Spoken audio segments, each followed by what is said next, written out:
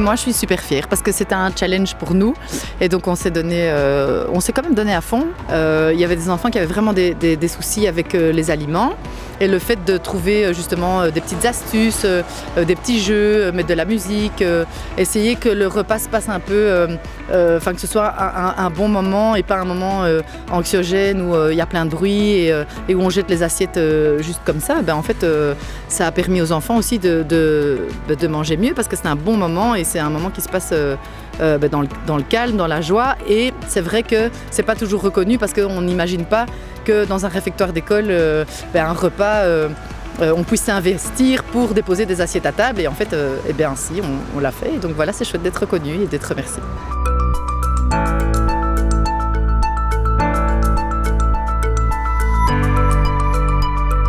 Je pense qu'aujourd'hui, on se rend bien compte qu'on ne peut plus faire autrement que de le prendre en considération. Et donc, il y a derrière tout ça, il y a des aspects de santé publique, il y a des aspects économiques.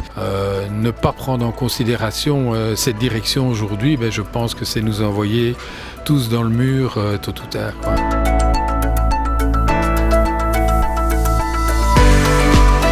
Moi, je suis très content, en tout cas pour toutes les personnes qui travaillent dans l'ombre finalement et qu'on ne voit pas toujours, qui ne sont pas souvent mises en lumière, je vais dire.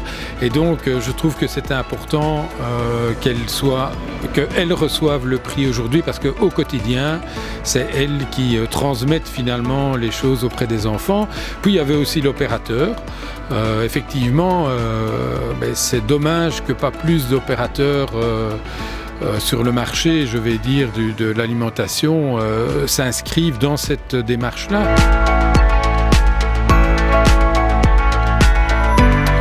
C'est une fierté aussi parce qu'on voit que le travail qu'on a fait, ça paye ses fruits.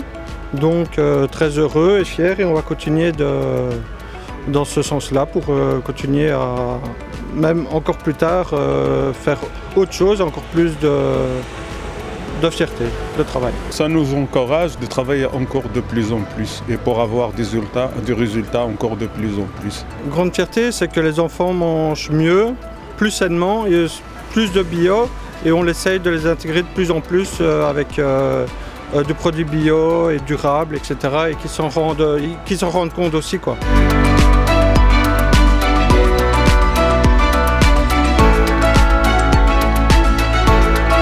Le Vademecum, c'est un document qui est assez lourd, voilà, c'est 92 pages.